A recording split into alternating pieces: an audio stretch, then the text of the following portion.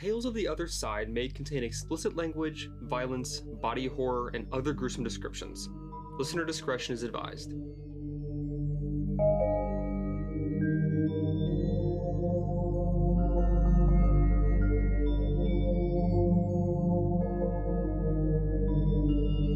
Hello and welcome to Tales of the Other Side, an actual play Call of Cthulhu podcast about three strangers in the late 1920s who find themselves bound by cosmic fate to face waking nightmares unlike anything they could ever have imagined. I'm Matthew, I'll be your game master and keeper for this story. I'm Nathan, and I play Jonah Thorogood, an investigative journalist from Cedar Falls, Delaware. I'm Nick, and I play Archibald Bauer, a professor of anthropology from Boston.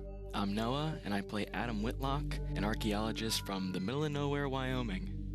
This is Episode 1, Strangers on a Train.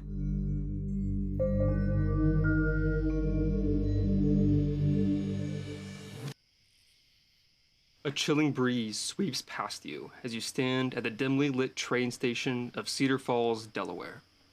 Crickets chirp, leaves rustle in the wind, and trees groan. It's a cold, early Monday morning, so early that even the uniformed worker who checked your ticket seemed only half awake and gave no more than a grunt of acknowledgement as you thanked him for his help. It's October 3rd, 1927, and you're waiting to board the Pennsylvania Railroad heading north along the route towards New York. By the pale light of the first quarter moon, you read your watch, 3:15 a.m. The train should be here any moment.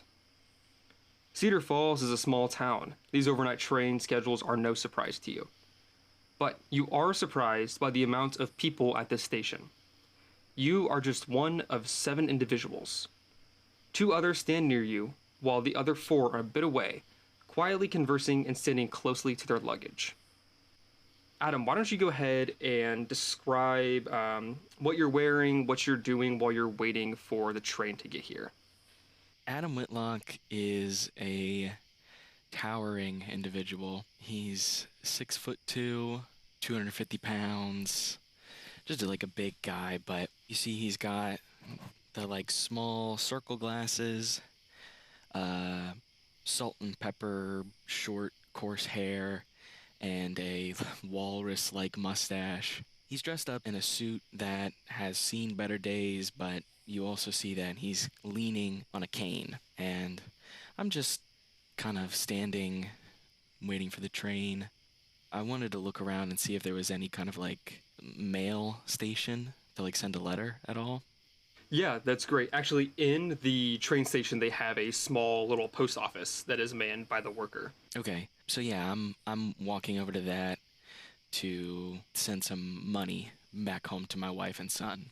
So you walk up to the station worker who's standing in the window, the same one who checked your ticket earlier.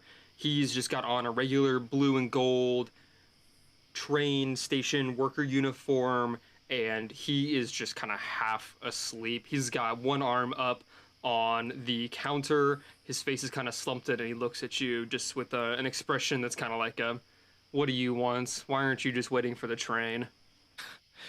Hey son, sorry to bother you, but I need to mail a letter. Oh, yeah. Okay. Where's the letter going to? Well, going to Wyoming. Wyoming? All right. I'll tell you the address. And I'll pull out my wallet and take $5 out. And say I'm mailing some money. Now can you tell me who this is going to in Wyoming, and who this is from? It'll be addressed to Jonah Whitlock. Jonah Whitlock. From Adam Whitlock. From Adam Whitlock, got it. Okay, Adam, and he goes ahead and takes the money from you, puts it in the envelope, gets it all sealed. It gives you a really half-hearted smile. Yep, you're all good. This should get sent out as soon as we get the next train coming in. I nod and walk back to wait for the train, and you see Adam kind of has just the smallest limp to his walk.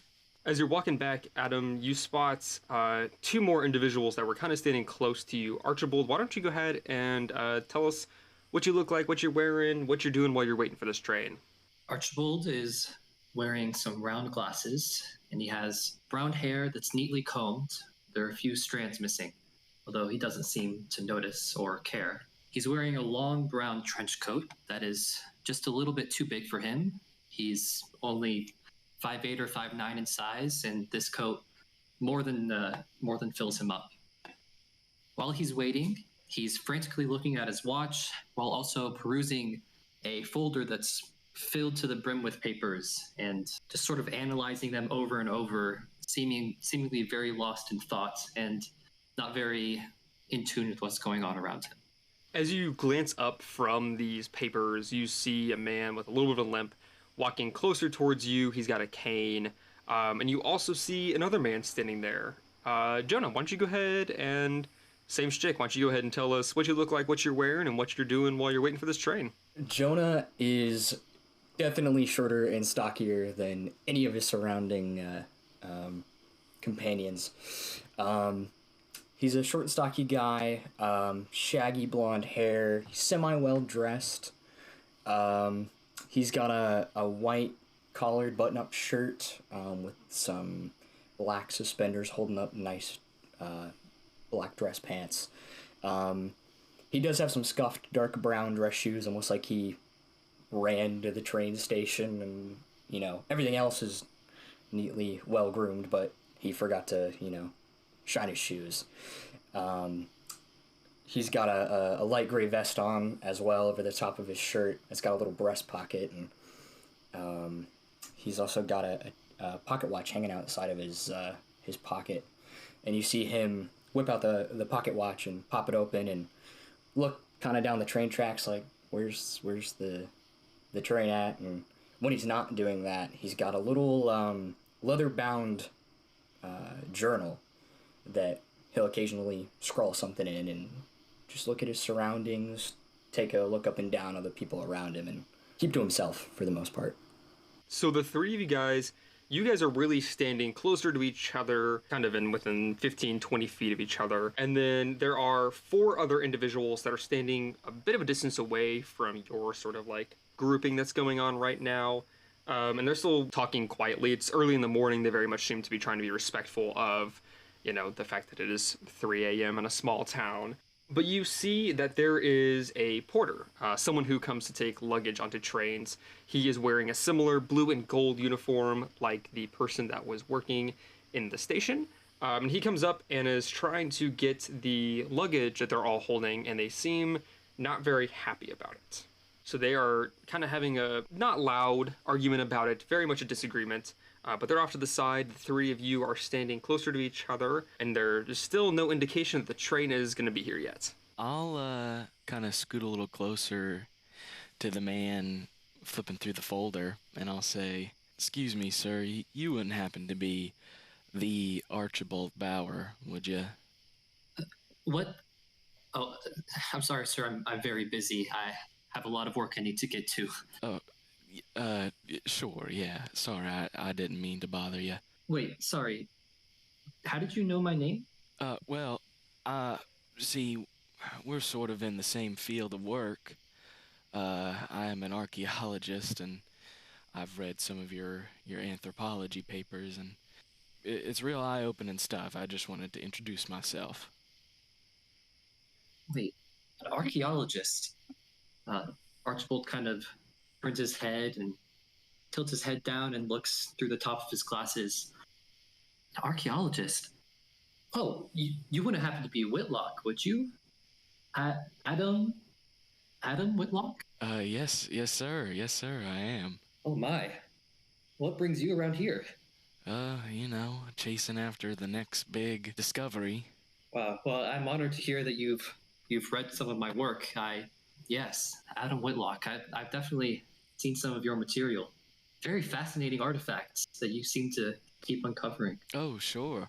You know, since we're waiting for this train, I know you're a busy man, but I have this thing. Maybe you might recognize it, and I'll pull out of my pocket my good luck charm. It's a small stone tablet that's like about the size of my palm. That's flat, about an inch thick, and there's like a carving of a face on it. And I'll show it to you, and I'll say, I found this when I was a kid. It's one of the reasons why I am in the field that I am today, but I've taken it to many experts and tried to decipher it myself, but I just, nobody knows where it's from. Maybe you could take a crack at it. Oh, yeah, I can take a look into it. I sort of look at it. I take it in my hand. I'm inspecting it, and yeah, I'm trying to determine if I know what it is. Great. Let's go ahead and do our first roll of the game. Yes! So I'll go ahead and give you the option. You could do an archaeology roll, you could do just a straight up no roll, or a history roll. Ooh. I'll do a history roll. Okay, great. So that's going to be a 1. Oh my, you rolled a 1 on the So- first Wow. roll of the game? Wow. I think that means we just win. Yeah, you basically just. All right, so hey, I'm gonna just go ahead and delete my documents. You guys win the game. You're not going crazy. That's insane. So Archibald, as you're holding this stone tablet with the face carved into it, with literally the best roll that you could get, this thing immediately, you recognize it. It is an old carving from an ancient civilization that seems to have been lost to time. There are no modern words or languages or anything that really still exist from this ancient civilization, but you recognize the design of it and instantly know that this is a part of an ancient civilization that used to exist in the United States that was lost to time under very mysterious circumstances. I tell him all that. I hand it back. I say, Wow, this is incredible. I mean, no one sees any artifacts from this civilization, especially not around here. I mean, I think they are mostly in the Midwest. Yeah, it's hard to say, but that is truly something. Adam is like awestruck that he's finally found somebody who can like tell him something about it, and he'll be like, "Wow, I'm impressed. You know your stuff, Doc. I found. I guess I shouldn't say I found it. I was found with it when I was a kid. My father took me and my mother up to Acadia, up in Maine, and long story short, I went missing for a little bit, and one of the rangers up there found me a few days to like a week later, with this in my hand, but I never. I don't really have too many memories about it. So, wow. Thank you. Seriously, thank you. I'm glad I could help. With all of this commotion and excitement, Jonah, you hear this and hear of these people that you've never met before, all of a sudden discovering that what is being held in this small town that you live in is a relic from an ancient civilization lost to time. Yeah, Jonah immediately walks over to them. Gentlemen, might I be hearing you right? This relic of yours. Sorry to interrupt your conversation, but this relic of yours is from an ancient civilization here? I mean, I guess it appears so, based on what my good friend here has said. Yes, I'm highly confident that this is from a very ancient civilization. Not many of these are seen to this day. I can tell you that. That's astounding to hear. Could I get your guys' names? Adam Whitlock, at your service. And I'm Archibald Bauer. Nice to meet you, Archibald. Nice to meet you, shit, I forgot your name. Adam. Adam. Nice to meet you, Adam. And who might you be? I'm Jonah. I'm a bit of a journalist. I like to record stories, and I'm a bit of a truth seeker, if I may. So anything interesting that is of the unexplained piques my interest, to say the least. Perhaps you could explain why this train isn't here yet. I have very urgent matters to attend to, and I've been waiting here for almost an hour now. You know, I'm actually from here, and this isn't normal. The train is usually on time almost all of the time. So this is also a bit of an unexplained occurrence. I'm sorry you're stuck in Cedar Falls. There's not really a lot to do here. It's growing, but I also have an appointment to go to, so this is quite frustrating to say the least. Well, you said it there, son. I guess all we have to do is be patient, I guess. You know what? Let me go talk to the postman. He might know what's up. I'll go walk over to where Adam was talking to the guy earlier. So as you start to walk over to the worker that's in the booth, the man that was arguing with the porter trying to take the luggage, he backs up all defensively and he bumps into your shoulder and he grabs you by the shoulder to spin you around. And he points at the porter and goes, "I don't trust him to keep my things safe. How about you? Do you think this man is trustworthy?" Look, sir, I don't want to be in your business. No. I want you to get in my business. Because look at this man right here. The minute that he takes one of our pieces of luggage, it's going to get lost on this train. And I need this. Sir, he's just doing his job. You know, it's early in the morning. Just calm down. Maybe you need to get yourself a cup of joe. Once the train comes, sit down, relax. It'll be fine. It'll be fine. You're right. You're right. Your luggage was perfectly fine. Early in the morning. I haven't had my coffee yet. I guess it does make sense. And he gives probably a little too aggressive pat on the shoulder to the porter. He goes, "Sorry about that, old chap. You go ahead, you take our stuff, and know that if any of it comes up missing, it won't be the only thing that's missing, right?" And he gives a bit of a smile and he hits you on the shoulder in a playful way that's definitely a lot less aggressive than how he was towards the porter. "The name's John Griffith. Nice to meet you." Nice to meet you. I'm Jonah. Jonah Thorogood. Jonah Thorogood. Well, thank you very much, sir, for helping to diffuse this situation. Go ahead. I didn't mean to bump into you, didn't mean to interrupt you, but thanks for go ahead and give me a better peace of mind. I'm gonna lean over to Archibald and be like, I think he's having trouble over there. Yes, I don't know what his deal is. Jonah, while you're over there, you're getting a better look at this group of men. So the porter is walking away, and this porter, he's got a little, tag on him that says Rich Davis. He's a young lad, probably early 20s at the most. He's got sandy brown hair that's underneath his worker cap, and he's got very light stubble. The man that you're talking to, John Griffith, who had just introduced himself to you, he has got these really nice brown shoes on, gray pants, and a green button-up sweater. He looks about probably early 30-ish, and just in a little bit of the light at the station, you can tell that he's got really nice combed hair, clean shaven, and really a knowingly good smile. The other three that are with him, there are two men that look basically identical, and for a minute you almost think that sleep deprivation is messing with you, but nope, you see what you can only assume are twins. One of them has a scar on their left eye, one has a scar on their right eye. They both got black shoes, brown pants, plain white shirts, and suspenders. And there's a younger guy, probably about his mid-20s. He's got brown shoes, black pants, and a white shirt with a loose black tie. And he's standing a little bit behind John, while these twins are standing a little bit closer, almost on either side of John. Really quick, there's Rich Davis, John Griffith, the twins, and a young guy. That is correct. Okay. I'm being a diligent player in writing notes.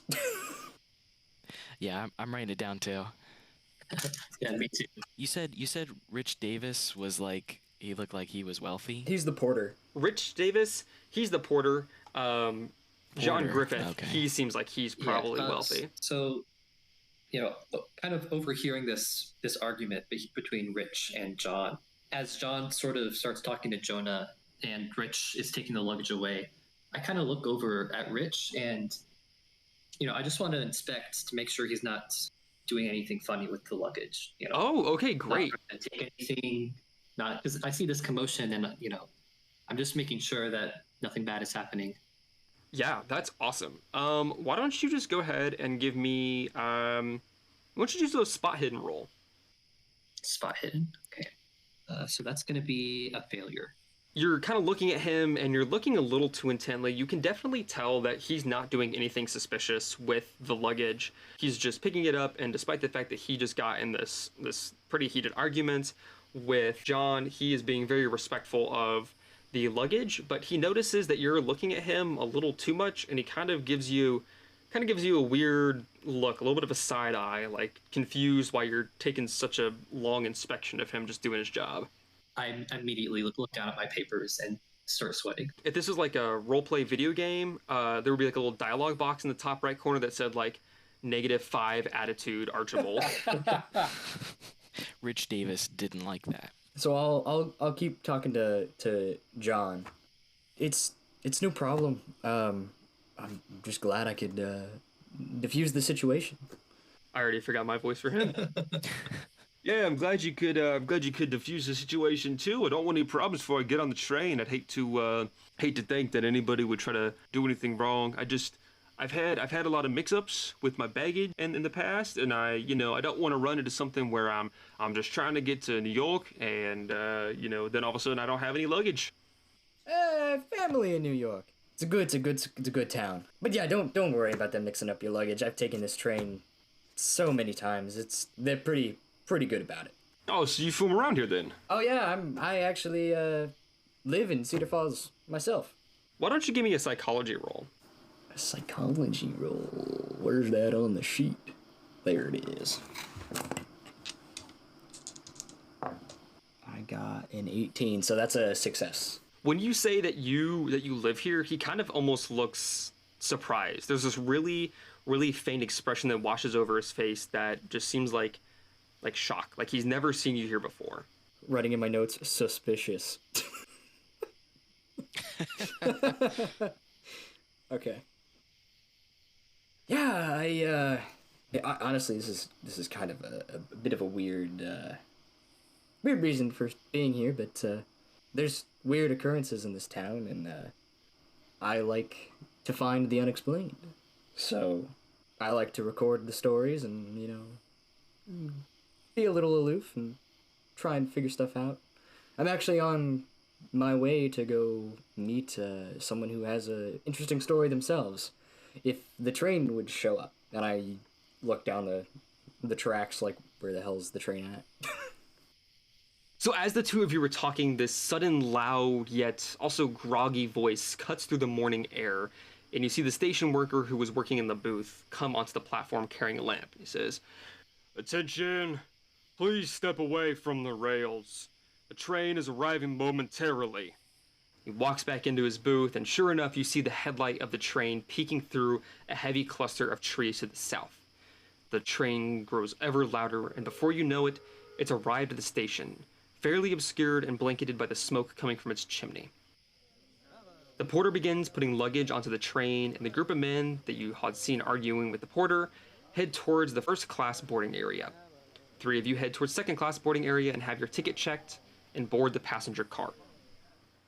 Half the overhead lights are on, dimming the cabin and adding a sense of comfort to the wooden interior. There are 2 rows of plush leather seats that line the vast majority of the car. Only 3 of these seats are occupied as a few men in casual attire sit smoking and chatting quietly. The station worker comes in, does a double check, and informs you that the Pullman car, where you sleep, and the passenger car, or is behind the passenger car, and the dining car is in front of the passenger car, though no food will be served until morning. The train begins to depart the small station and begins its long journey northwards. So, you guys are in the passenger car. To the south, like behind this one, is the Pullman car, which is where you sleep, and in front of it is the dining car. Okay, so we're in between both of them. Yes. And you said there's no food until Morning. I'll take a seat wherever Archibald decides to sit. I'd like to talk to him some more. Yeah, I just go and find, one of the seats that's kind of away from the rest of the passengers, and sit down and, sort of invite the 2 men over. I'll sit in the seat behind them. I look back and say, you're more than welcome to join us, son. Oh, my brain was going, there's 2 seats, like, spots for 2 people. So you're gonna sit next to one another, and I just sit behind you like you do in a school bus. No, I imagine it is like at least Okay, yeah, I'll sit Yeah. with you guys then. at least 2 wide, like facing each other. Okay, yeah. Yeah. Yeah, I'll sit with you guys. And finally, waiting for this train for an hour. Just hope they're able to stay on course. Things seemed like things were getting a little hairy there for a second. I was talking to that wealthy guy, John Griffith, and he was really frustrated that the train was late. It's really odd. The Cedar Falls train is usually never late. Interesting. Well, I guess even the trains aren't perfect. Well, they should be.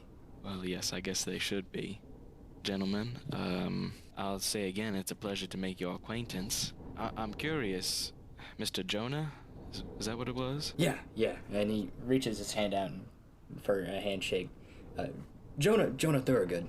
I'll reciprocate. Mr. Thorogood.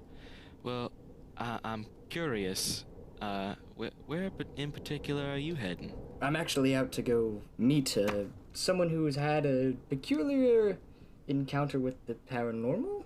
Paranormal, you say? Yes, you see, I like to record stories, and they have one, and I would like it. Now, do you take pictures too? Ah, yes, and you see, Jonah pulls out a camera. He had like a little bag with him. I should have said that earlier. He carries around a little bag with him that has a camera in it. He's got some film with him. Yeah, I actually, not only do I try to record the stories in writing, I also try to take some snapshots every once in a while. You ever take any snapshots of the paranormal, like you're searching for? No, I've never had such luck, but I hope to. See this? He pats the camera a little bit, and he's like, this thing is really finicky. All in the heat of the moment, and I can never get it to always work right. What do you make of that, Mr. Bauer? Oh, yes. Sorry, I was distracted. That's all right. Do you believe in the paranormal? Well, it's a difficult question.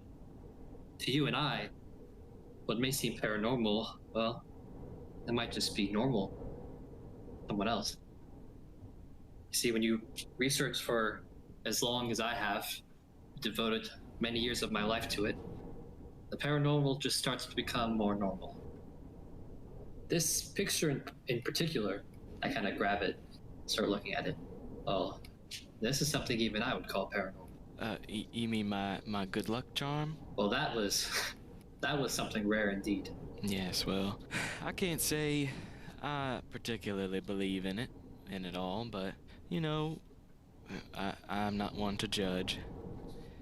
Forgive my curiosity. I've been hunting stories for long enough now that it's hard to find things to justify what's paranormal. Some things are just really hard to explain. As they're talking, I want to look around at the other passengers in this car. Yeah. And mainly just like looking at them physically, how they're moving. If anyone seems like out of place or that they shouldn't be here. Just because it's an early morning train. Just want to see, like, is there anyone who seems like maybe they have a strange reason for being here? Gotcha. So as you're kind of just looking, nobody really seems to be off. If you want to kind of, as the others are talking, take a closer listen to what they're talking about, you can give me a listen roll. That's gonna be a failure. So as you're listening out, one of the guys here say, "Now Warner Brothers is premiering The Jazz Singer, a talkie of old things, in New York this Thursday. It's sure to be a flop. No one wants to hear these damn talkies." Yeah, did you hear they're adding sound to pictures now? I think I'll stick with my books. Thank you very much. Yeah.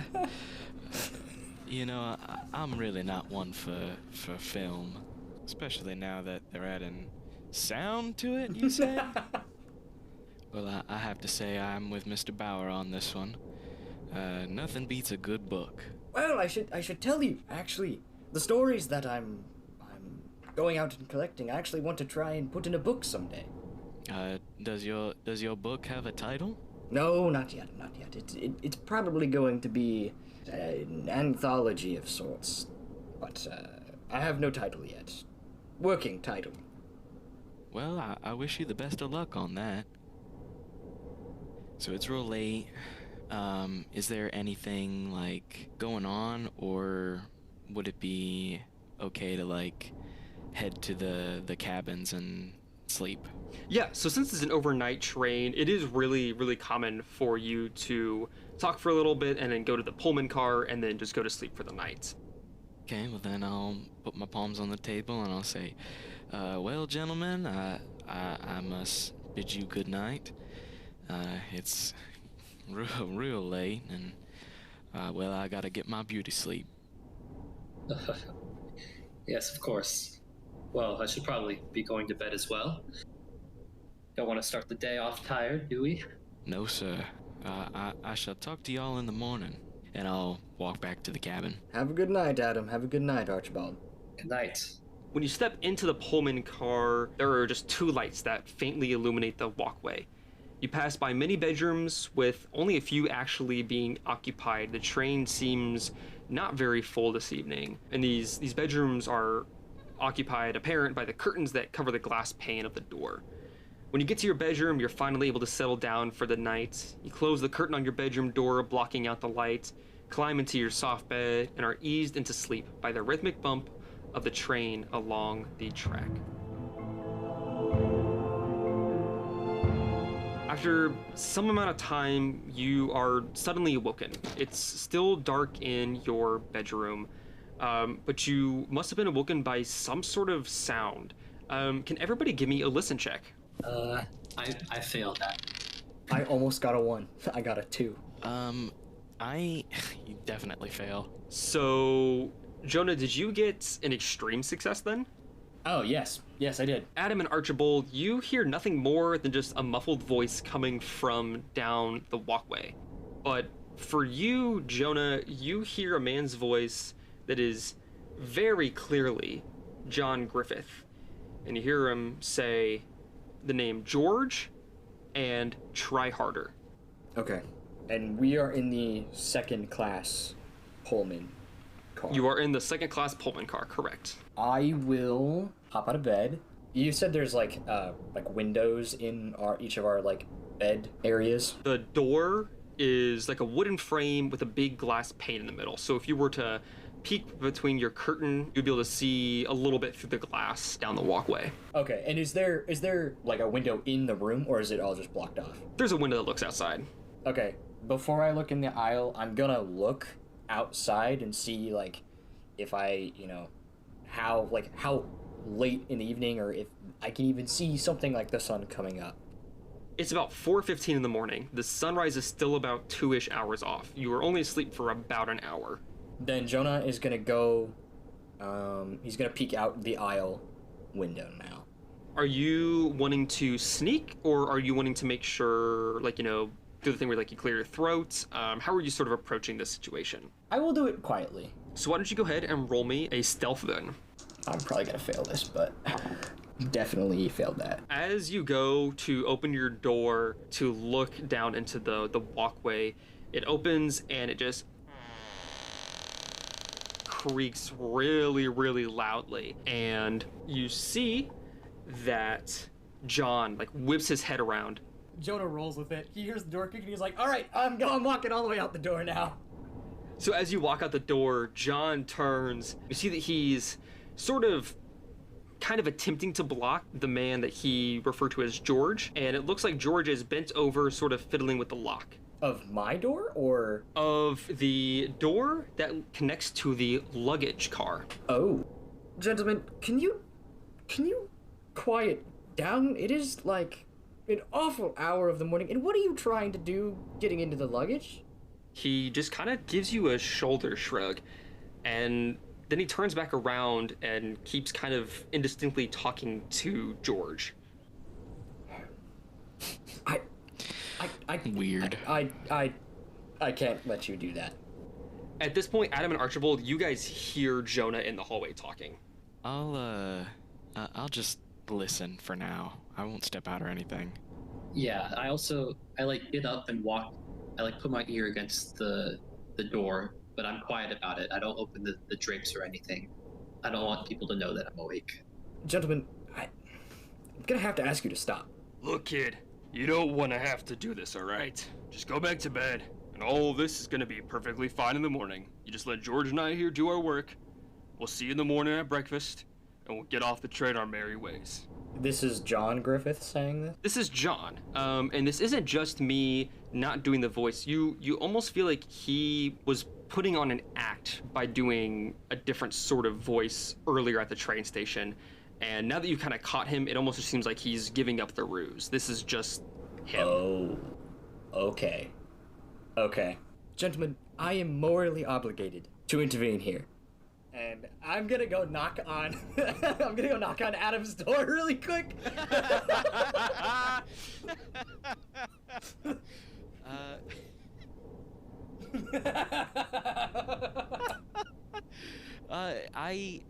I open the door and I'm standing there, like, pretty clearly I was, like, just listening. I'll just kind of open the door slightly and I'll say, listen now, I don't want any trouble, but what is going on out there? Well, John Griffith and George are trying to break into the luggage car. I'll open the door and, like, step out now. Be like, well, I suppose I could do something about it. I kind of tense up as I hear Adam was taken from his room. Like, I don't want them to come for me. We hear the door lock. Very loudly. Click. I'll say, gentlemen, it's real late. Is there a reason you need to get into the luggage? Well, you see, I left something that I really need in there for tonight. Can't sleep without it, you know, like a kid doesn't have his little teddy. Just need to get mine from in here. If you really needed something from the luggage car that badly, you could have just asked one of the employees. And actually, I may go do that just right now if you don't stop. So as soon as you say, I may do that, you see that John pulls out a revolver and immediately just aims it down the walkway. Whoa. Listen, I told you, go back to your room and pretend like none of this is happening. Do I hear this happening? Am I able to identify that he, like, pulled out a gun? Yeah, you hear the click of him pulling down the hammer as he pulls out the revolver. I'll put up my hand and be like, listen, we don't want any trouble. It's just you're acting mighty suspicious, and it is a bit disturbing, especially the actions that you have taken presently. And he slowly puts the revolver back, and he just looks at you, he squints at you, Adam. I'll give you one last chance. I tried to be diplomatic here, asked you to just go ahead and go back to your rooms. So now, I'll ask one more time to go back to your room, lock your door, put your pillow over your head so you don't have to hear anything, and go right on back to sleep. You hear a big gulp from from Adam. It is very clear that this huge man is extremely timid. He turns to you, Jonah, and he's like, I think we better do what he says. I ain't trying to get shot. All right, we will forget this ever happened. And I will look at you, Adam, and nod, and I will turn and walk back into my room. When you guys are turning to go back to your room, you hear this extremely loud crashing sound coming from within the luggage car, like somebody has taken a huge piece of wood and just snapped it in half, splintering it. Oh my. Is there any, like, shake in the other car, or is it like, do we just hear the noise? You hear the noise, and you see George, who was picking at the lock, turn around with wide eyes to look at John. I think at this point I go out of my room. You hear the lock really loudly unlock. I unlock, I kind of clear my throat and say, Now, what in God's name is going on right now? I'm trying to get my sleep, and I hear all this commotion. What's happening? Well, it seems that our friend Rich is attempting to break into the luggage, but it also seems like there might be something in the luggage. And he also has a gun. Oh, my. I act surprised. I already. Adam is like leaning on his cane and his knees are shaking. He's kind of standing behind Jonah. The guy who's like 2 feet shorter than him, like. I don't know where my car is, but wherever I entered from, I sort of walk between the two groups. I'm kind of like looking at both of them, saying, okay, well, there's no reason for this to get out of hand, right? Clearly, there's a misunderstanding here, and, well, if we all just go back to our beds, I'm sure everything will be resolved. Gentlemen, I look at the people at the door, John and George. Say, gentlemen, can you explain what that is that we just heard? Archibald, why don't you give me a spot hidden roll? That's a failure. Adam and Jonah, if you guys want to go ahead and do spot hidden rolls as well. Yes, please. That's a success. It was a 21. And I have a 25. Spot hidden is pretty good. Oh shit. Okay. Well, I failed.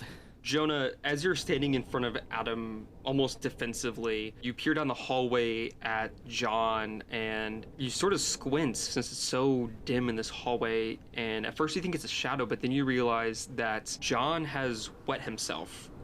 Oh. At the sound of the wood breaking in the other car. I will lean back to Adam a little bit and kind of do my best to whisper. He's afraid of whatever's in that car. I whisper to, so am I. At this point, I didn't get the answer I wanted, so I sort of just say, okay, well, if you're not going to tell me anything, then I guess I'll just have to see for myself. I start walking towards them, towards the door. That's ballsy. Yeah. Archibald, as you are walking towards the door that connects the Pullman car to the luggage car, and you can't see anything inside a luggage car. It is completely dark. There's not a single light on in there. Can you give me a luck check to see if George has successfully lockpicked this door or not? So 34. All right. Yeah. It's under my luck, so I think it's a success. As you're looking, your hand kind of just like falls to your side and it hits the handle of the door and you feel it fall down. It has been unlocked by George, and neither George nor John make any sort of like attempt to stop you from going inside. In fact, they almost seem to have backed up a little bit. Oh. Be careful, Archibald. Yeah, before I go in, I turn back and I say, all right, you have one more chance. Tell me what's behind this door. Because once I open it, I'm sure you know what'll happen better than I do. I may be timid, but my morbid curiosity is making me walk closer to the door as well. Yeah, I rush into my room really quick and grab my camera and follow them. John and George continue to walk backwards down the walkway as the three of you walk closer to the unlocked door to the luggage car. I'm gonna pick up my cane and like hold it like a bat. So I'm at the door. I have my right hand on the handle, and my left hand I sort of put by my side, like under my coat, for no reason.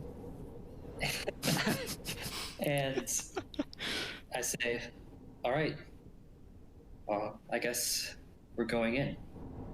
And turn the handle and push the door open rapidly and kind of like jump to the side after I do it. As soon as he opens that door, Jonah takes a picture.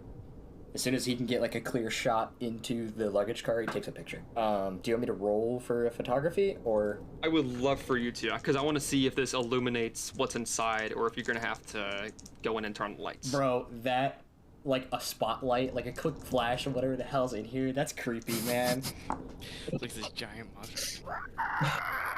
I got below my half, So my half is 37, and I got a 28. For Adam and Archibald, as this light from the camera flashes, for a brief moment, everything goes super white, but you see in the far left corner of this room, something seems even whiter than this white flash. And Jonah, as you look on your camera, you see this huge white glob with these deep purple tendrils coming out from its back. And then all of you feel the train car start to vibrate. Not like it's running along the track, but as if the thing in the corner is vibrating to the point that is so strong that the entire ground of the train car itself is starting to shake. So do we all see this thing? Adam and Archibald, you guys saw just this really extra white spot in the corner, but you did not actually fully see what it was. Jonah saw it because of his high success. I think that calls for a sanity roll. I was about to say, let's do our first sanity roll of the game. Oh dear God. So Jonah, go ahead and give me a sanity roll. Suffering from success. So this is basically, I guess I don't know how a sanity roll per chance works. Yeah, so you'll just go ahead and roll a D100, Okay. and you're trying to get underneath your sanity. Dude, I actually had really good sanity, and I still rolled worse than it. Yes. So my max sanity is a 70. I rolled a 93. Oh my gosh. Oh my gosh. Oh my. That's like, Get fucked. that's really bad. Oh Dude, my. that's almost a fumble. I That's like know. almost the absolute worst. Bro's brain is about to break. Adam and Archibald, as you guys are processing this white object you've seen in the far left corner, you turn around to see if Jonah has seen anything, and slowly he puts the camera down from his eye, and his face is completely pale. He's sweating, and his pupils are just absolutely massive. And you see genuine terror seeping through every pore of his body. Jonah, give me a D4 to see how much sanity you lose. 3. Now that this thing has been flashed by the lights and you guys have felt this vibration, what once was a white blob in the corner begins to almost glow purple, then green, then purple, then green, like it's pulsating like a heart. The lights in the cabin begin to flicker and turn on all the way. Adam and Archibald, you see, just like Jonah saw, this huge globular white object with these tendrils coming out from the back of it that are green and purple, like a giant eye that's been removed from its socket, just lying on the ground. And you hear, all three of you in your minds, this horrible squeal that sounds like it's coming from the depths of the most pained soul. And now, Archibald and Adam, you guys give me sanity rolls.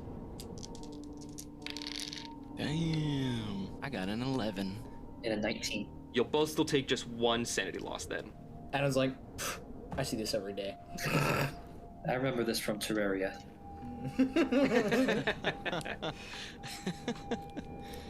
At this point, where have the other two gone? Did they already left before we opened the door? Right? They're at the far end of the walkway at the door that goes between the second class Pullman and the second class passenger. After we see this, can I, like, sort of, I want to ask them again. I've asked them before, but now almost like interrogate them. Say, you have to tell us what that is right now. Maybe like as a threat. I think I'm going to threaten them. Say, like, you need to tell us what that was right now. Yeah, do you want to go ahead and give me an intimidation check? I would love to. I slam the door closed and run to my room. Yeah.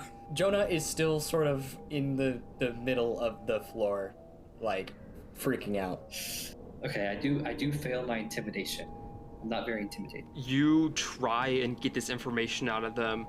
Both of them just look at you with fear. Even George, who is this just like hulking brute of a person with a scar on his face. I mean, there's no reason why this man should be scared. And they both just look terrified. Nonsensical words start coming out of their mouths. And they're both trying so hard to grab onto the door handle to get out. But in their fear, neither one of them are really seemingly able to grab a hold of the handle properly.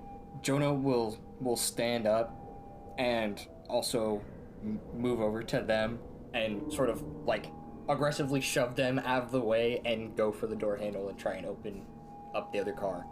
Why don't you give me a dexterity check to try to push past them and get the door handle? Okay, so this is just based on the characteristics stat. Yes. Are you kidding me? My dex is a 50. I rolled a 51.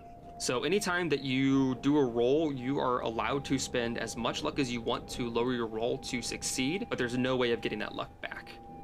Okay.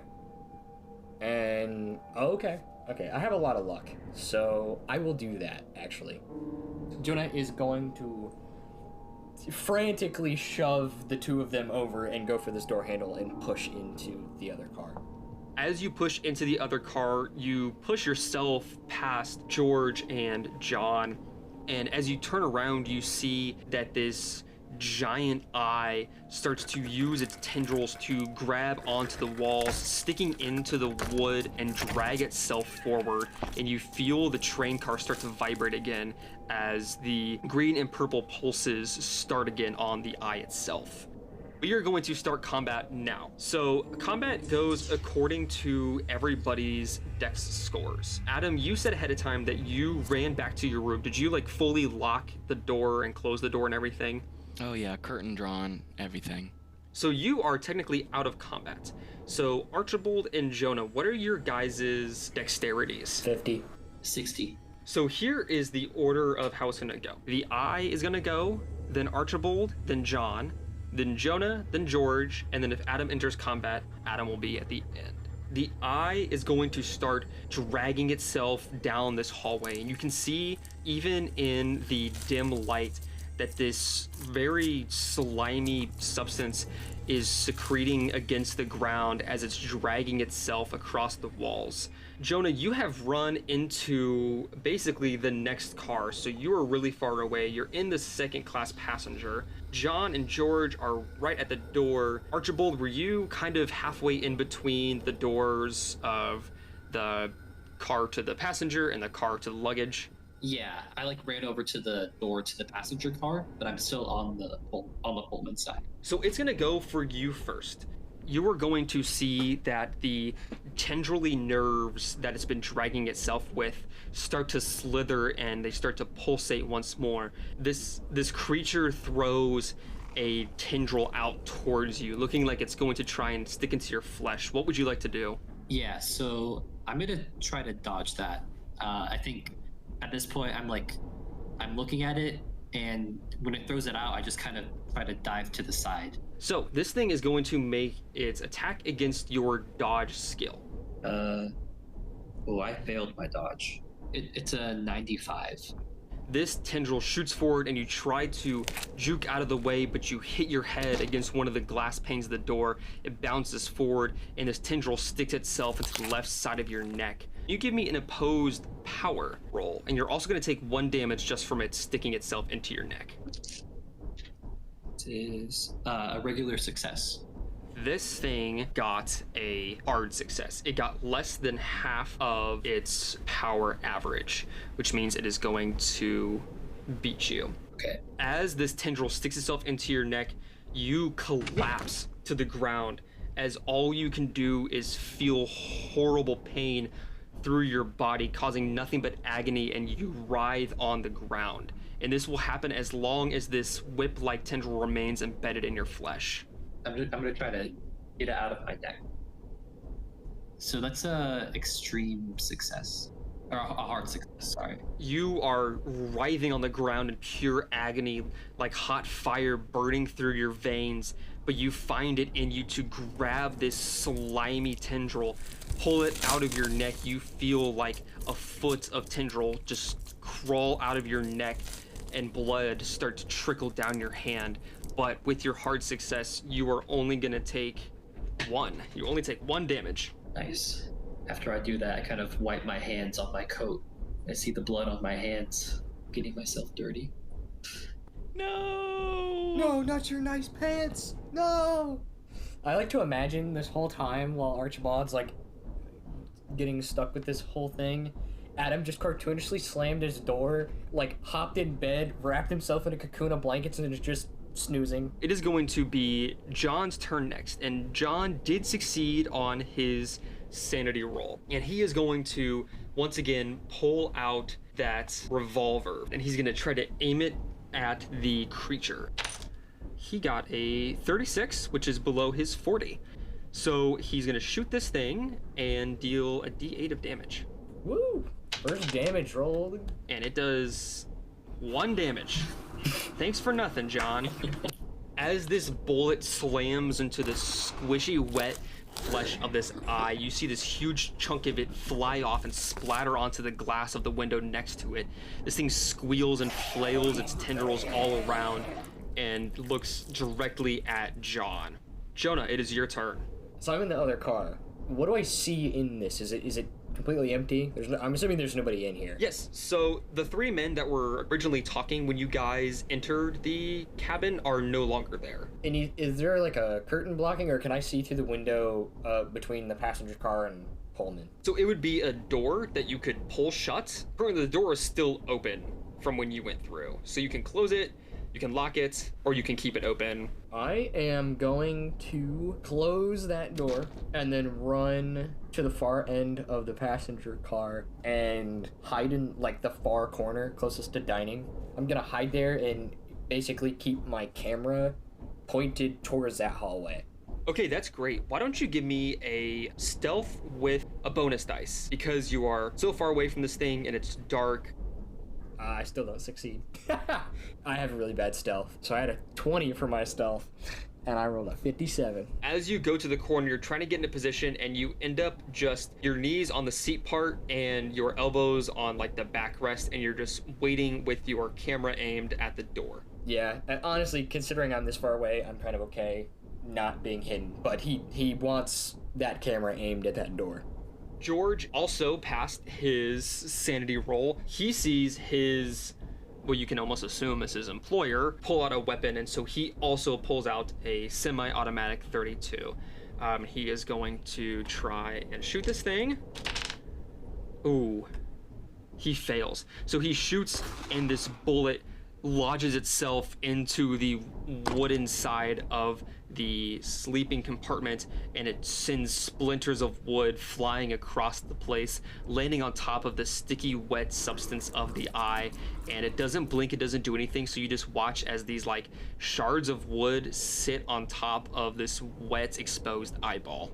Adam, this is your turn in combat if you want to do anything, or if you want to stay in your room. I like turn around, shut the door. I've got my cane in my hand, and I'm just like, it's an animal, it's an animal. Okay, I'll burst back through the door and try to take a swing at this thing. Why don't you do it with a bonus dice, because you had disappeared, so to this creature's knowledge, you basically don't exist. It's almost like a surprise attack. Oh, fuck yeah. I got a 41, and which my skill is a 50. Okay. So it is just going to try and fight back. Ugh, it messed up big time. I got a 71. All right. So it failed. So I get to do damage to it? You get to do damage to it. Okay. I'm using small club stats for my cane. I hope that's okay. That is perfect. Okay. Boom.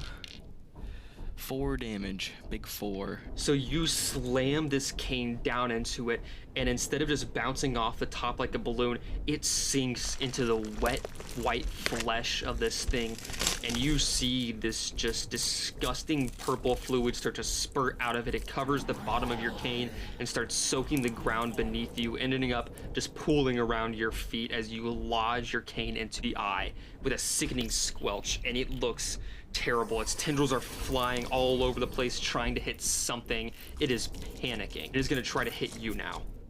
I'm just like, oh my god, oh my god, oh my god. So one of these tendrils goes and flies right towards your stomach.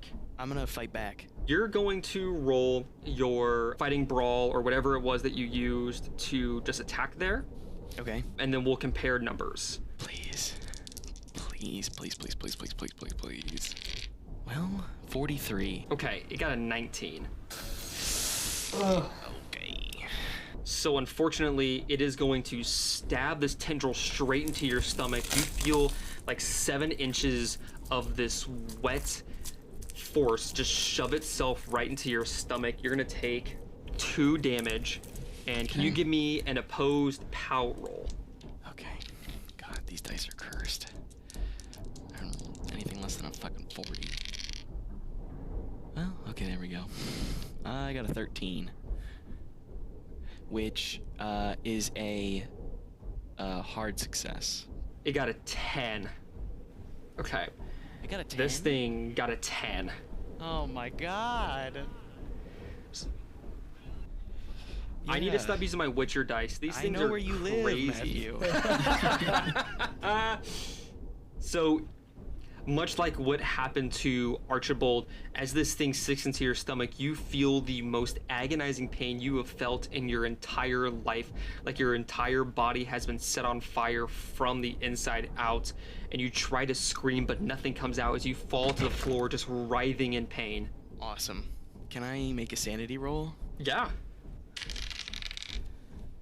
Oh, I got a 10 exactly. So, it's scary, but, I'm not, like, incapacitated. Your mind reels from what's happening, but you focus on it and those words come back into your mind. It's just an animal, it's just an animal, and you feel the tendril dig deeper into your skin, squirming around inside of your stomach. Ugh. Archibald, you watch as your new friend Adam is stuck in the stomach on the ground, writhing in pain with this purple blood covering all of his body. What do you want to do?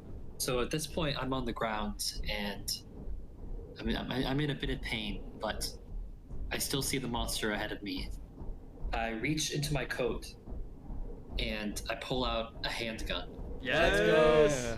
Right at the pupil of this creature. So this is a 21.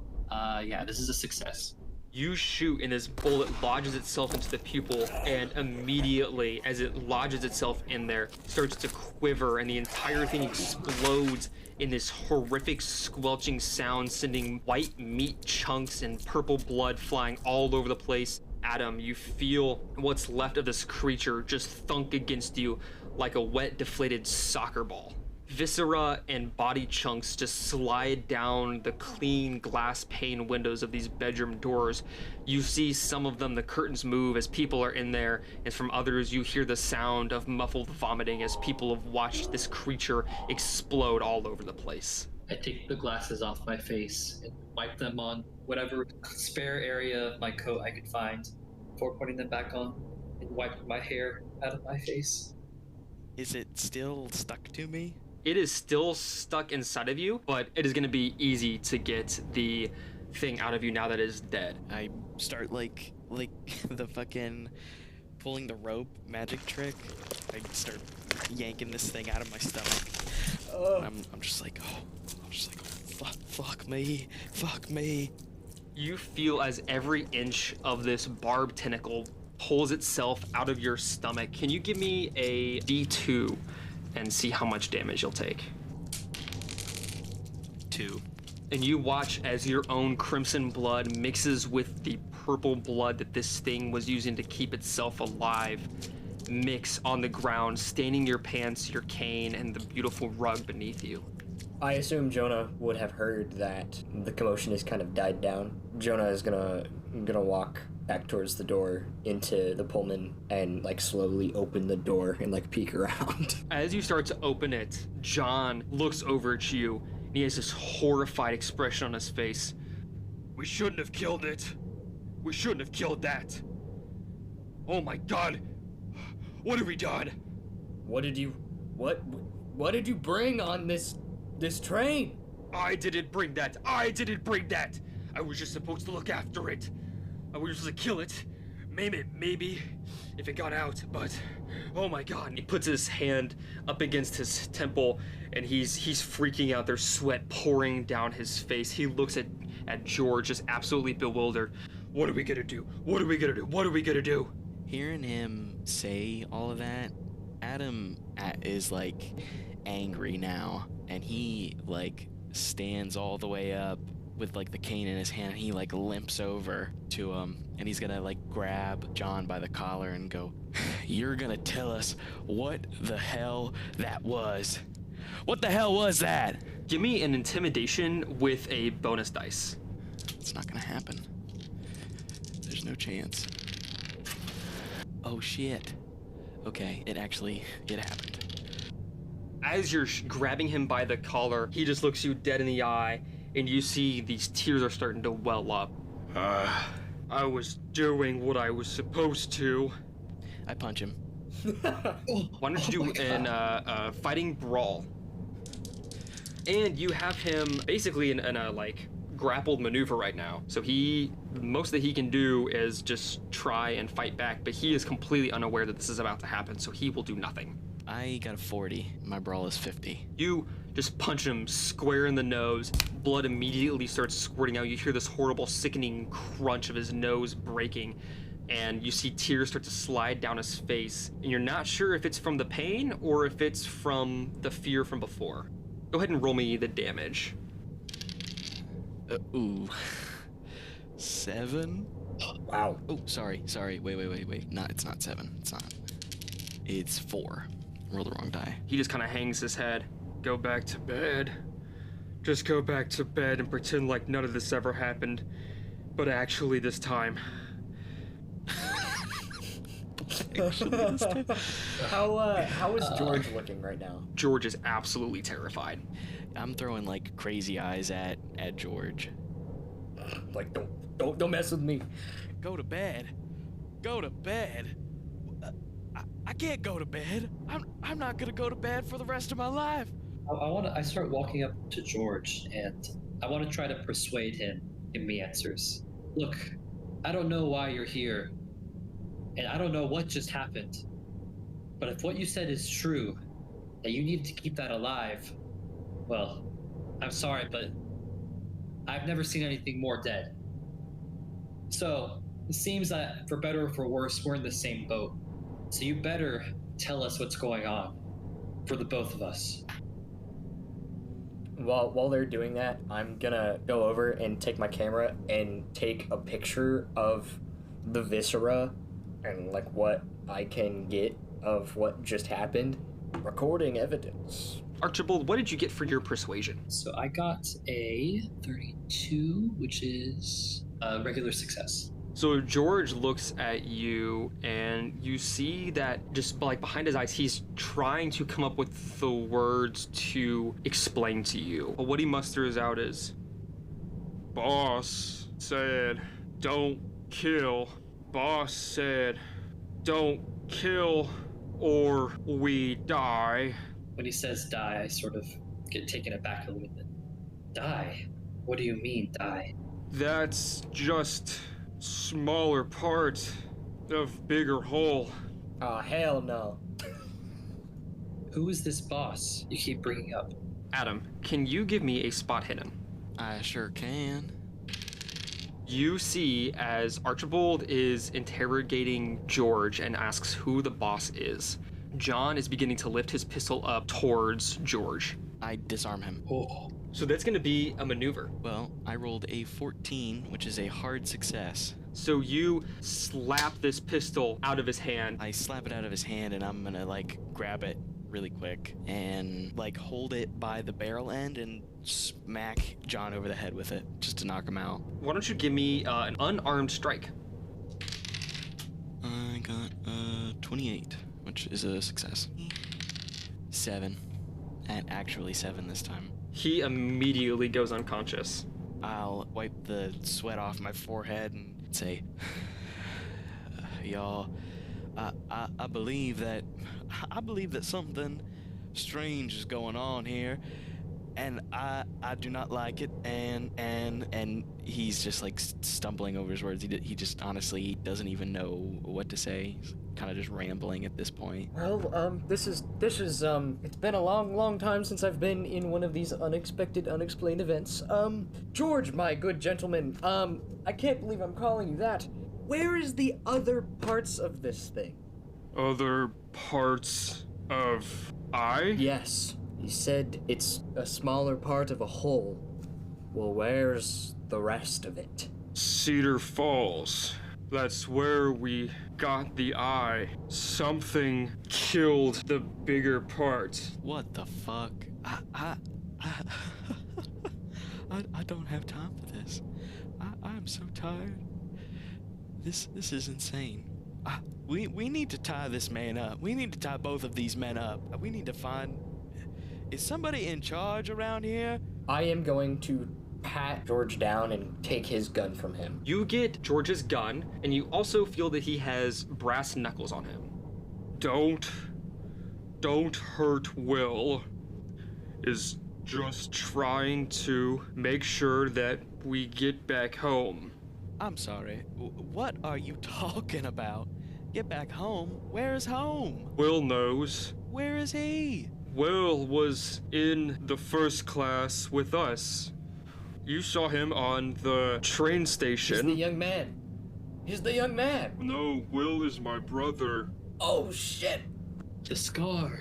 Oh, this is one of the twins? George is one of the twins? Should have realized. I don't even know what to say. This is insane. This is insane. I guess we need to talk to Will. I want to go to bed. I'm sorry, my dear friends, but I don't think we're getting any sleep tonight. Can we fashion some? Can I grab some sheets from whatever room and tie? There are lots of empty rooms, so you can easily just grab some sheets and do that. Is there anything else in the luggage compartment? They have the other part with them. There's more on the train? Just something else they need to take with them. But it's small. They have it under control. Who is they? That's my brother, and the little one, and the one who brings the bags. Oh. Are you... The porter? Are you saying Rich isn't on this? Rich. Yeah, Rich. John pretends to be mad at Rich to make it seem like they don't like each other, but he's with us. Oh, I knew I never trusted him. George, the young man that was with you, what is his name? Henry. Okay, when this train stops, we are calling the police and having these men arrested. This is insane. We're gonna be on this train for quite a while. The best course of action is to find Will, get in contact with whoever is controlling the train currently. The conductor or whoever. Maybe they have a way to contact the police and the authorities quicker than we will. I agree with that. I'm gonna just start heading to the front of the train to get the conductor. Adam, you shouldn't go there alone. If you're going to see Will, I'll come with you. I'm going to get the conductor. Any way we see it, I think we're gonna have to interact with this Will character and all the rest. If you're following me, follow me, cause I'm going. As you guys move from the second class passenger car, you get into the dining car. The dining car is completely abandoned. There are some water pitchers and cups that set out for guests who come through overnight for some water. There's only one overhead light on. The bulb seems on its last breath, which causes strange shadows to be cast by the many reflective surfaces in the car. I'm beelining for the conductor. As you guys are moving up the dining car, you see that on the countertop, there are some trays of silverware that seem to have just been completely disheveled and disorganized. And also one of the water pitchers is knocked over and is completely spilled onto the carpet. And as you guys walk past that, go up towards the door to peek through and see if there's anybody on the other side. And without having to roll or anything, you can just straight up look through the glass pane that is on the door. And you see in the first class passenger car that there is not anybody in there. It seems pretty much empty. You can see there's stuff on the tables, probably from where everybody was sitting earlier, but there is currently not anybody actually in there. Can I grab a knife? If there's silverware about, if I see the sharpest knife. Yeah, you can grab out one of the the carving knives. You never know when you'll need this. I mean, I never expected to get in a fight today, let alone with whatever it is that we saw. So Adam is just gone. He is walking up towards the door that leads to the engine. For you, Archibald and Jonah, as you go into the first class passenger car, you are for sure not able to see anybody. Nobody is there, but on the front left table, there seems to be 3 things that were left on the table. One of them is a matchbox for a place called the Dolled Up Dame. Jonah, you know that the Dolled Up Dame is a speakeasy that is beneath the barber shop in Cedar Falls. Okay. There's also a glass of water that has a bit of blood dripping from the rim down into the water, clouding it from clear to a sort of murky-ish brown.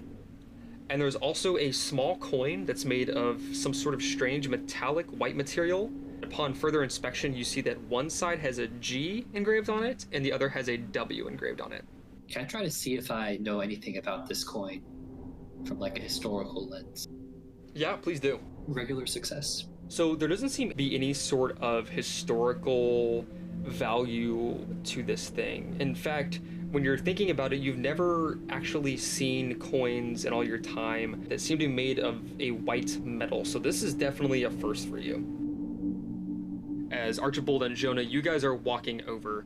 Adam, you get to the engine, and the door that it leads between the first class Pullman car and the engine is locked, and it seems to be like an even heavier metal door than all of the other ones before. I'm gonna bang on the door and I'm gonna say, "Conductor, are you there?" I'm just gonna like bang some more, and if I don't get any response, I'm gonna head back to the guys. Once again, there was no response. Then, yeah, I walk back. So you guys meet up in kind of halfway. You're in the first class Pullman car. It is almost identical to the one that you guys were staying in, except the rooms seem to be bigger, and just by taking a little peek inside, just whatever they could have done to add a couple bucks to the room, they did. I rush back to my companions and I'm like, fellas, the conductor isn't answering the door. Oh no. That's a problem. I noticed y'all weren't right behind me. Did you find something? It's hard to say. We found there are a few things lying around. There's this coin that I had never seen before. These strange initials. There's some place that apparently Jonah knows about. I don't know what it all means. Jonah shows you a matchbox, and on it says Dolled Up Dame. The barber shop in Cedar Falls, they have a speakeasy underneath. It's called the Dolled Up Dame. I'll take the coin. Do you know what metal this is made out of? I've never seen anything like this before. Well, I don't know if I'll be able to tell what kind of metal it's made of. Maybe I could. Would a science geology check work on that? Why don't you do an archaeology check? Hopefully I'm good at that. I am. 40. That's a success. As you're looking at this, you can tell that this, just like Archibald knew, didn't have any sort of historical meaning, but you know that because when you look at the coin, there is not a single evidence that this thing has ever been buried or manhandled or traded. It seems like, you know, if it was a minted coin, it came hot off the press almost as soon as it was picked up. This thing looks as fresh as possible. I like hold it in my fingers and I hold it up and look at it and I go, if I'm looking at this thing right, this thing is brand new. It ain't any kind of historical artifact. It could totally be a stretch, but the G and the W, George and Will, they're both first class and they're both twins. Maybe they have a coin or something. Can always go back and ask George, but that's on the way in the other car. We want to talk to his brother, right? He should be in this car. Well, I'm assuming you went directly to the conductor, but you didn't happen to check any of the rooms, did you? No, I went directly to the conductor. He is in this train car, right? They are supposed to be in this train car in one of the rooms, or a couple of the rooms. I'll just yell his name. Oh. Be like, Will, get out here. You see a curtain on one of the doors kind of moves, and you can see very dainty facial features of a woman kind of peeking through as you're yelling out into the train. Is her name Will? Her name is not Will. She seems less like she's responding to you saying Will and more responding to hearing a voice out in the hallway at like 4 a.m.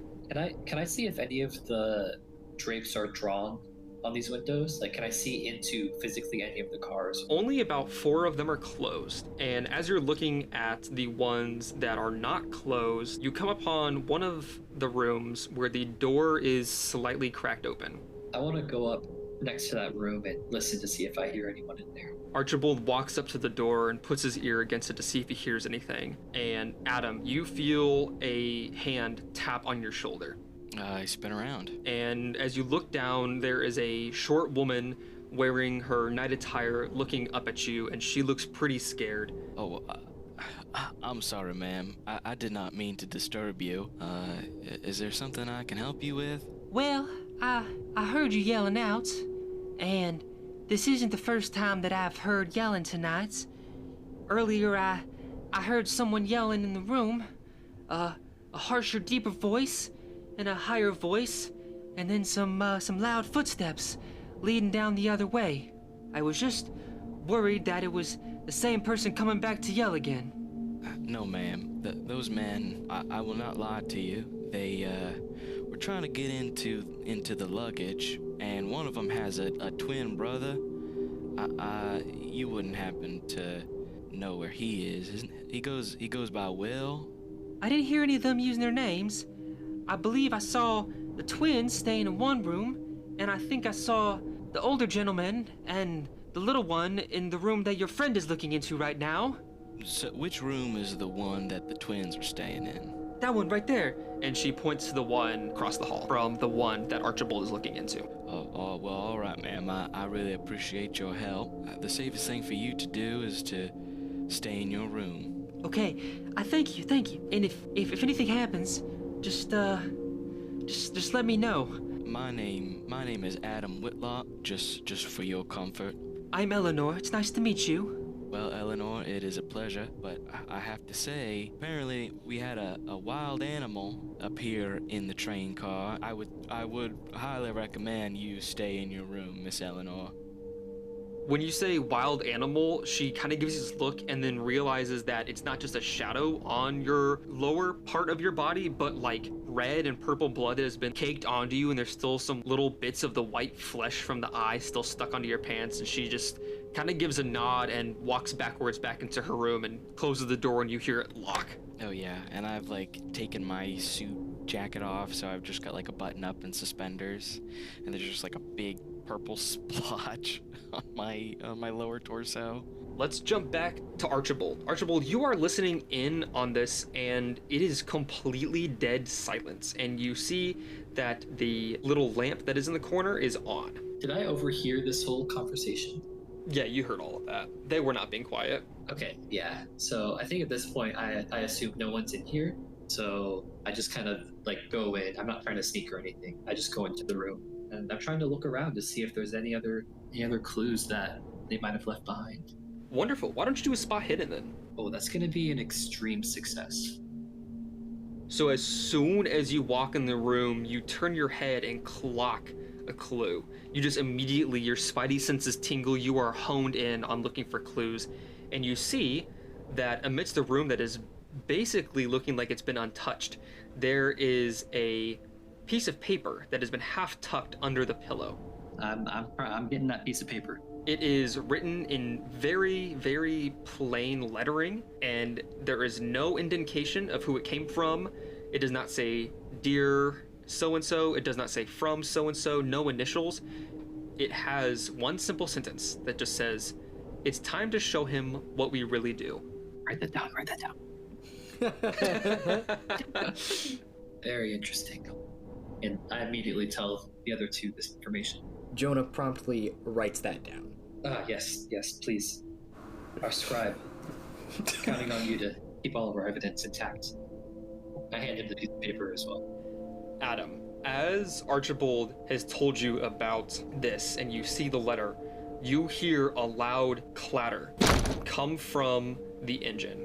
I'll go up and knock on the door again. Be like, Mr. Conductor, it's extremely urgent. You must open the door right now. And you hear muffled, but very much are able to hear through the other side of the door. Go! Get out of here! Go! Oh shit! Go! Can I do a linguistics or whatever to see if he's like talking to me or talking to somebody else? There's an own language, right? So an edu check. Just do an edu check, just to kind of see, who he's addressing. It's a success. 57. He sounds like he is talking to you. And even more than that, you can tell that it seems a little less like, hey, get out of here, I don't want to talk to you, and more like, hey, get out of here, danger. We need to get this door open.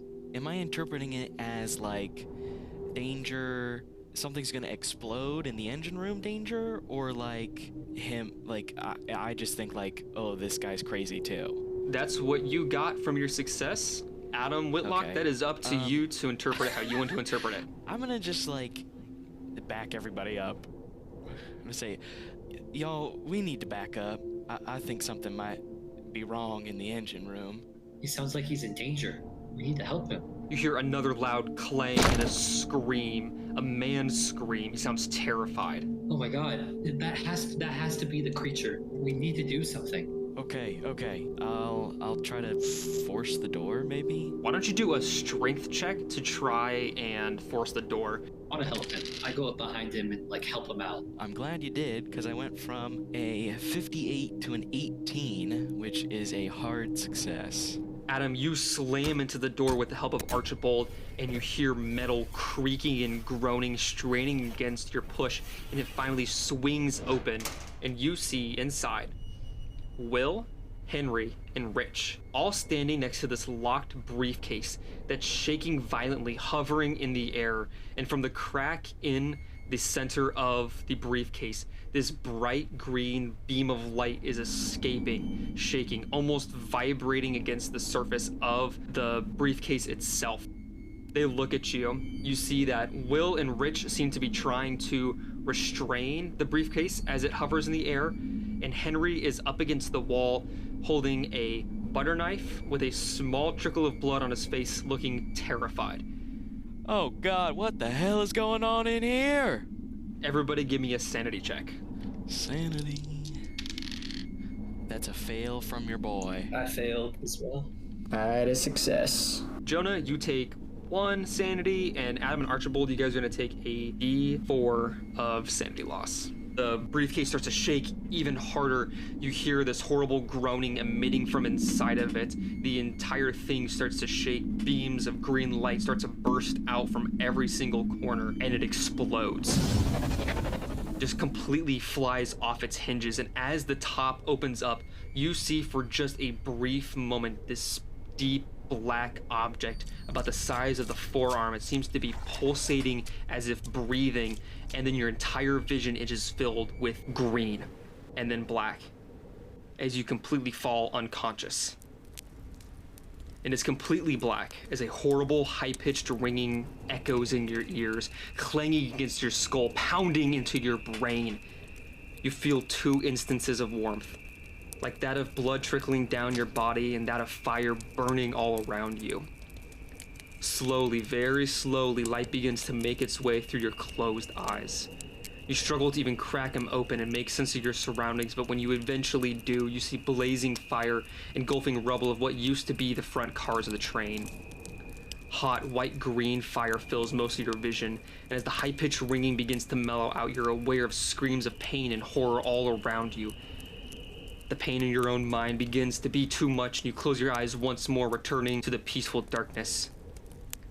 When you regain consciousness once more and painfully open your eyes, the fire has died down a bit. The screams of pain are gone and have instead been replaced by the voices of men who seem to be commanding a search and a cleanup. It must be almost dawn now as light has begun to peek over the horizon, a fiery orange amidst the orange of fire around you. You feel yourself try to reach out towards the men or to yell for their attention, but your body betrays you, unable to move, unable to speak. Already you feel the black tendrils of unconsciousness begin to creep back into your mind, begging you to come back into a peaceful darkness of sleep. But as you take one last look around you, your eyes look, and they land upon the silhouette of a man standing a short distance away from the search group. It's clear he's looking directly at you, not helping with the search. You see little more than just his silhouette and the shine of fire reflecting upon his rimmed glasses as he gazes down at you. And in your last moment of consciousness, you swear that, in the reflection of his glasses, you see an inhuman and infinite swirling eye staring deep into your soul like God himself judging you.